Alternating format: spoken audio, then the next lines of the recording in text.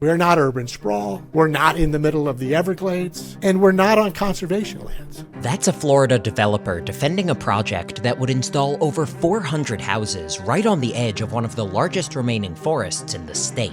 The problem is, everything he said there is a lie. My name is Harrison, and this is my twin brother Evan. And to make a case strong enough to stop this development, we're life listing and documenting as many animals as we can here in Picayune Strand State Forest, not a mile from the building site. There's so much more living in this forest than the developers want you to believe. And when you explore here, it doesn't take long to find proof of that. Literally just entered the forest and Evan just spotted our first bird. There's a red-shouldered hawk up here on the telephone pole. There's a big population of these hawks out here. It's always a good sign when the first bird you see is a bird of prey. Red-shouldered hawks are among the top predators in this ecosystem and have a very general diet. We've seen them take all kinds of prey, from small mammals to birds and even snakes. They have an advantage in forests because their short, broad wings give them greater acceleration and maneuverability in dense tree cover. But it's exactly species like these that rely on healthy forests that the development will seriously harm.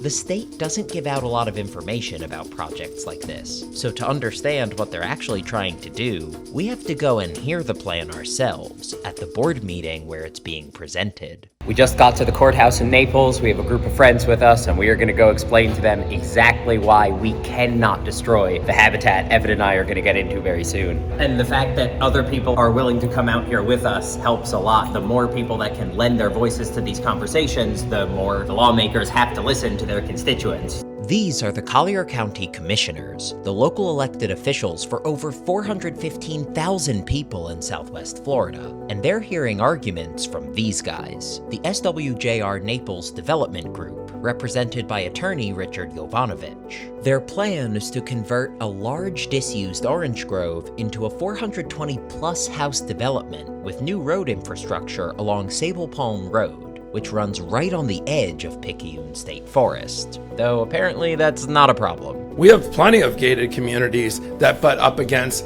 land that has conservation value. That's not the same thing as being the Everglades. As long as it's not the park everyone knows, it's okay, right? Luckily, we have many environmental experts and activists here to speak out in defense of the natural ecosystem, and we'll get our chance. But the commissioners seem to doubt that we even know what we're talking about. Do you know where Sable Palm Road is? No. Do you know you ever been to the Orange Grove? No. But that's exactly where we are right now, to prove them wrong and find the rare and endangered animals that could shut their whole argument down. However, not everything here is hard to find. Some reptiles, like the southern black racer, are so common that we see them almost every time we visit. Catching them, though, is another matter entirely. Got him. Nice! They don't call these snakes racers for nothing. They are incredibly fast. One of the fastest moving snakes in the United States, as a matter of fact. And he would be out patrolling for small rodents and other prey items right now because these guys are active during the day, even when it's super hot and a lot of other reptiles are hunkered down. These are very active predators. They will be out slithering around, running down their prey. They key in really well on our eyes and mouths. You can see he's looking straight at me. They kind of figure you out just as I'm trying to figure him out too. Black racers are one of the most successful snakes in the country. They live everywhere from well-preserved forests and grasslands right into human developments. But the animals that can't integrate into human areas are facing some big challenges in Florida. Current data shows that approximately 17% of state land is developed for human settlements, 33% is developed for agriculture, and 32% is protected for conservation. Almost a third protected is a good start, but over 60% of that area is wetlands. Dry habitats like forests and grasslands are often ignored because they're easier to clear and build on. And if you ask the developers, this land isn't even protected. We're not urban sprawl, we're not in the middle of the Everglades, and we're not on conservation lands. But they're the definition of urban sprawl into conservation lands. And with land sales and building rates increasing every year, it's no surprise that the #1 threat to all wildlands in Florida is human development. And open habitat dwellers often take the brunt of it. Evan's filming an American kestrel, a tiny little falcon. I'm trying to pick it up. It landed in the pine tree across this field here. Kestrels love these field edges because they're visual hunters and they're hunting really small prey, actually mostly insects and very small reptiles. So they're sitting out on these perches waiting for grasshoppers or anoles or any sort of small animal to move across the open ground, and then they swoop down and grab it. Like all falcons, they're extremely fast and can turn really quickly in the air. Kestrels are the smallest falcon in North America, but also the most common and successful, though they're not a bird we typically associate with forests. Kestrels are an open habitat specialist because they need large, clear areas to hunt. So seeing a big population of them here reveals that the ecosystem isn't homogeneous. Picayune Strand is the 4th largest state forest in the country. It's a mix of pine and palm flatwoods, hardwood hammocks, and wet prairies that dry out seasonally. And each habitat supports a unique community of animals that relies on it. These kestrels are no exception. They're actually part of a state-threatened subspecies that has lost 82% of their population due to habitat loss. And Picayune is home to dozens of other protected species too.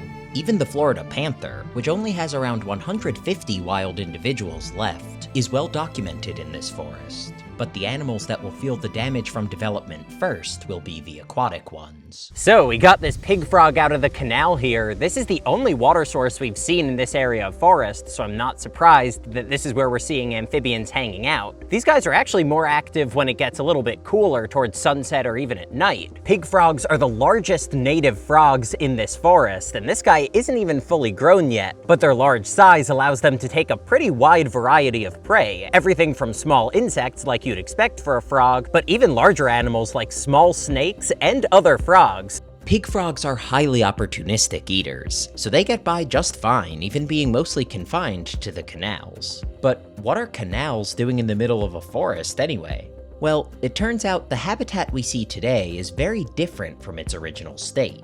This all used to be swamps and marshes mainly. After decades of logging, the wetlands were drained by digging the canal system, all to make way for many prospective communities in the area.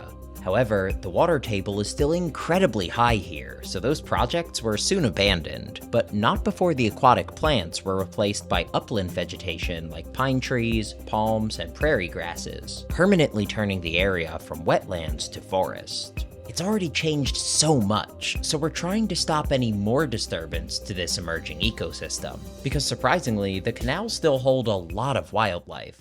We have a belted kingfisher here. We saw it come down and dive right into the water, probably going after a fish, which of course is what kingfishers are famous for. And now it's jumping from tree to tree, not letting us film. Beltids are the only kingfisher species we get in most of the US, but even though they're very specialized hunters, these canals are a surprisingly good habitat for them. Kingfishers are plunge divers that need shallow, slow-moving water to spot prey below the surface. But at the meeting, the developers have raised some concerns about the quality of this habitat. They're defending this project with 2 main claims on ecological grounds. The first is that the orange grove isn't productive anymore, and the agricultural activities there are polluting the environment. He pointed out that runoff from the pesticides and herbicides used on the citrus trees is poisoning the water in the surrounding ditches and harming the local animals, and the commissioners seem to be buying it. If there are that many panthers out there and tons of bears and whatnot, do we want them drinking out of chemically contaminated ditches? But here's the thing. If they're worried about runoff affecting the wildlife, then paving over miles of new roads and covering the landscape in new houses is going to make that problem far worse, because more water will run through the property without being absorbed, picking up all the pesticides, fertilizers, and other contaminants that always come from large neighborhoods. Their ideas are totally backwards, and the animals that will be most affected by this extra pollution are the aquatic species, including one of Florida's most infamous snakes. Look at that. An absolutely beautiful Florida cottonmouth. Now this is one of the snakes that we always love to see out here. Unfortunately, we are very much in the minority on that. Cottonmouths are absolutely hated across the United States. People will destroy habitat just to harm these animals. But the reason that we love them is because not only are they another important mid-level predator, but they're also one of the most unique. The 2 cottonmouth species we have are the only aquatic vipers not only in the United States, but some of the very few on the planet. And the truth of the matter is, Cottonmouths want nothing to do with humans. Check this out. Cottonmouths have to be one of the most misunderstood snakes in the country. Everybody talks about their supposed aggression, but no one ever seems to mention how cool it is that there's a pit viper in our own backyards that's so specialized it can hunt fish underwater. However, that does mean their biology is tied to the aquatic systems the development could seriously damage. But of course, the developers have an answer. Stunningly, their second claim to support this project is that it will make things better for the native wildlife. We're actually creating a flowway. That flowway will better treat water as it flows through our property. It will create wading bird habitat and will enhance the wildlife potential for this property. But there's a problem with this. The flowway that treats water and creates habitat can only do so if aquatic vegetation is planted to accomplish those things. But rather than spreading littoral planting around the community's waterways as developments normally do, here they're planning to install all of the vegetation around one small pond on the side of the property, negating virtually all of the benefits because so much more of the land and water will be damaged than preserved. Audubon Society policy expert Brad Cornell presented a great counter here. Do we have to have 423 houses built in order to get that increment of restoration, or could we have the whole site restored? But even more simply, the idea that a gated community could ever enhance an area's wildlife potential more than preserving the land is absurd. And as the sun sets on our first day of exploring, more of the aquatic creatures most at risk from this project are starting to emerge. I just caught this absolutely beautiful Florida leopard frog, probably the prettiest individual of this species I've ever seen. They get the name leopard frog because of those spots that run along their whole body. The Florida leopard frog is by far the most common frog that we see in this forest, and it's always good when you can confirm large, healthy populations of amphibians because these are very sensitive animals. So if you have a lot of contaminants and pollutants in the water, runoff from agriculture or human development, that will severely harm the amphibian populations, often to the point of collapse. That makes amphibians like the leopard frogs an important indicator species. Seeing lots of frogs in the canals means pollution levels are low and the water is relatively healthy. And that's critical, because just like the wetlands that existed here before, if we destroy this forest, it's impossible to get it back in our lifetimes. At the end of the day, wildlife conservation is habitat conservation, so even just one more development being installed is a slippery slope that invites other projects into the same area, and could lead to the whole ecosystem being lost. And this forest is already under enough pressure as it is, because the canals are also being invaded. So this is an island apple snail. There are a couple species in the state, but only one of them is native. Most of the apple snails, in fact, in all of North America, are an invasive species that have taken over freshwater wetlands across the country, but especially here in Florida. Because they get so big, they easily outcompete any of the native freshwater snails for habitat, breeding sites, even food. Now, luckily, unlike many invasive species, there are some animals out here that eat the apple snails. So as invasive species go, they're not the absolute worst, but ideally we'd be seeing more native species. Apple snails are actually the largest freshwater snails in the country, and invasives taking over part of the ecosystem is just one of the unforeseen consequences of human expansion. When people move in, the non-native plants in our gardens can spread into the surrounding habitat. Our activities and technology can create noise and light pollution that disrupts natural cycles. Our roads and buildings can leach toxins into the water, and the list goes on. We're not arguing that development should stop in Florida, but we have to honestly address the risks that come with it and pick the places that are built on carefully. And life listing here has easily proven how much life will be harmed if they move forward. This is awesome. Evan is filming our first of year killdeer. Killdeer are really cute and very abundant plovers that we see all over the eastern US. They have a very distinct call that you'll hear when you disturb them and they fly away. And the thing is, they build their nests in open, flat areas of habitat, so they'll often build right in parking lots or open fields right by human development, which is what these guys are doing right here. They're literally just off the road. Killdeer may be the most common plover we see, but when you're life listing, every species becomes a target worth documenting, and that's why we do it. We're on a mission to create a record of all the animals on Earth, to hold us all accountable for everything we have to protect, and use that data to fight projects like this, which is why we've spent a lot of time here. This happens to be a habitat, both the Picayune Strand State Forest and the adjacent habitats is an area that I have monitored over many years and have documentation and empirical evidence of the wildlife that regularly utilizes this habitat. The more ecological roles we can document, the better we can prove that this is an ecosystem worth protecting. And furthermore, a habitat, once you fragment it further, greatly reduces the capacity of that habitat to provide the ecosystem services that benefit not only the wildlife, but humans as well. You rely on forests in your daily life way more than you realize, and we just rolled up on one of the biggest reasons why. Harrison's getting some shots of black vultures. Vultures are filling a very important ecosystem role out here. They're taking care of a lot of the dead and decaying matter that piles up on the forest floor. And without species like them, there would be a lot more diseases spreading through this ecosystem. So birds like vultures are very important to see, and they're out here in good numbers as well. Vultures get a bad rap for literally no reason, if you ask me. Not only are they super successful and entertaining, but the benefits they provide are irreplaceable. Ecosystem services are all of the things natural habitats give us that we need to survive.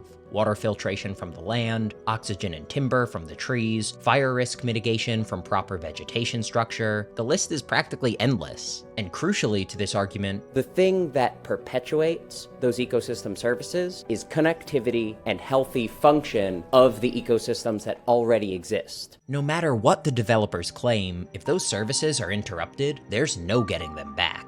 We can't fix the loss of those ecosystem services with Band-Aid solutions, the widening of existing pipes. Human solutions simply cannot replicate ecosystem services on any sort of cost or time-effective basis. If we want to keep enjoying the benefits the forest provides, we have to protect all of it, as much contiguous habitat as we can. We've already seen enough diversity to make a strong argument that this forest should be preserved as is. But what would really seal the deal is if we could get a record of a truly rare and threatened species. And it turns out our hard work in the field was about to pay off. There it is. Nice. Woohoo! That is a beautiful diamondback. It is absolutely incredible to see an eastern diamondback. This is the biggest rattlesnake species in the world. And as you'd imagine, she needs to eat some pretty big prey. Rattlesnakes this size are going to be mammal specialists, so eating all sorts of large rodents, even rabbits as they get bigger. Eastern diamondbacks are truly one of the gems of the pine forest. This is a species that Evan and I come here every single year hoping to see, and to get it on our first outing of the year clearly makes it for both of us. Seeing an eastern diamondback here proves exactly why we need to protect this forest. Their population is so small now that by all scientific metrics, they should be classified as endangered. And the fact that we've now seen them here 3 years in a row proves that there is a healthy stronghold of eastern diamondbacks in this forest. And any habitat that's still able to support these animals is extremely important to protect while it still exists as a healthy and functional ecosystem. In just a couple days out here, we've documented huge prey populations, healthy predator densities, and intact enough stands of habitat to prove that this is a fully functional, thriving ecosystem. So the top priority for this land should be conservation, not development. Right now, this development project has been deferred, but they'll be bringing it up again, and we'll be there to present our findings when they do. We've been attacking the Florida development problem from multiple angles on the channel lately, and one of its most infamous issues is the spread of dangerous invasive species like the Burmese python that are threatening to collapse the Everglades food web entirely. We recently went out with Ray from Brave Wilderness to tackle that issue head on, so check out this video if you want to see what it takes to protect Florida from its worst invader. And with that, we hope you enjoyed, and we'll see you in the next one.